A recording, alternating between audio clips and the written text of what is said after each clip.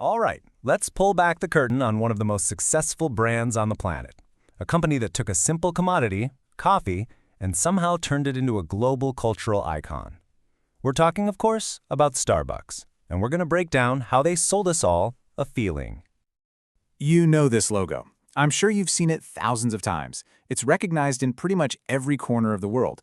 But behind this siren is a really fascinating story about what we're actually buying when we walk through their doors. Because let's be real for a second. You can get coffee almost anywhere, and often for a lot less money. So when you hand over your cash for that Starbucks cup, what are you truly getting in return?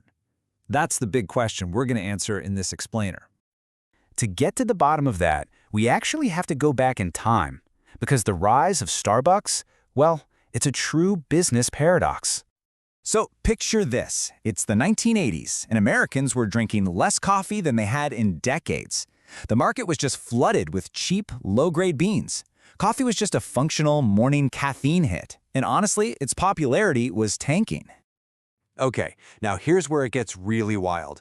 At a time when the average price for coffee beans was just over $2.50, Starbucks comes in charging nearly $9. Yeah, that's more than 3 times the price in a market that was shrinking. On paper, this should have been a recipe for total disaster. And that is the billion-dollar question, isn't it? How on earth did they convince millions of people to pay a premium for a product they were supposedly losing interest in? The answer is the key to their entire empire.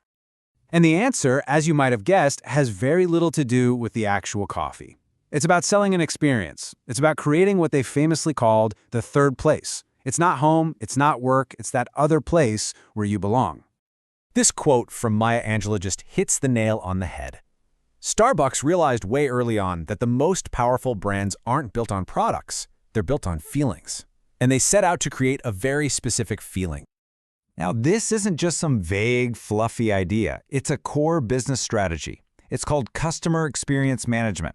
And it's the very deliberate process of shaping every single interaction a customer has with your brand to create a specific, unforgettable feeling. Starbucks built this feeling on a 3-part formula. First, they created an oasis, a comfortable escape from all the daily chaos. Second, they offered an affordable luxury, a small daily indulgence that feels special. And third, they injected a sense of romance, making a simple coffee run feel just a little more exotic. So, how did they actually build this feeling? Well, they engineered it, piece by piece, using a sensory blueprint that was designed to create the perfect atmosphere. They did it by appealing directly to our 5 senses. Every single detail, from what you see and hear to what you smell, was carefully chosen to build that specific feeling they were selling. Just think about it.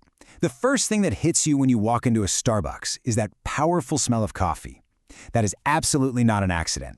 Smell is one of our most powerful senses tied to memory and emotion, and they use it to immediately pull you into their world. And the same thing goes for sound. The music playlists are curated, the gentle hum of conversation, the hiss of the espresso machine, it all combines to create this soundscape that feels both relaxing and productive. It makes you feel like you're part of a community. But look, atmosphere alone isn't enough. The most critical piece of this entire puzzle was the human element. Starbucks made a pretty revolutionary decision to treat its employees not as cogs in a machine, but as partners in the business. By investing in them with benefits and a sense of ownership, that respect and passion translated directly into how they treated customers, with genuine warmth and care.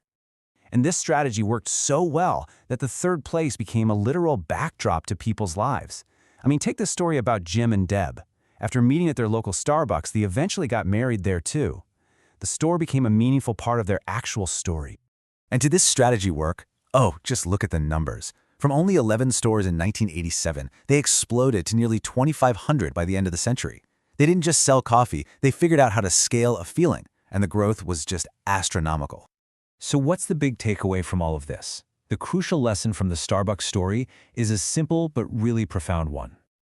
Your brand is not what you say it is. It's not your logo. It's not your ads. It's not even your product. It is the sum total of every single interaction a customer has with you. It is, fundamentally, a feeling. So the crucial point is this. Starbucks didn't just sell coffee.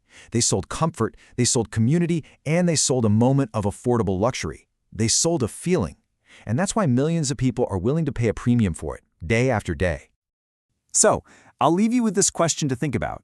Now that you can see this blueprint, what other brands in your life aren't just selling you a product, but are really selling you a feeling?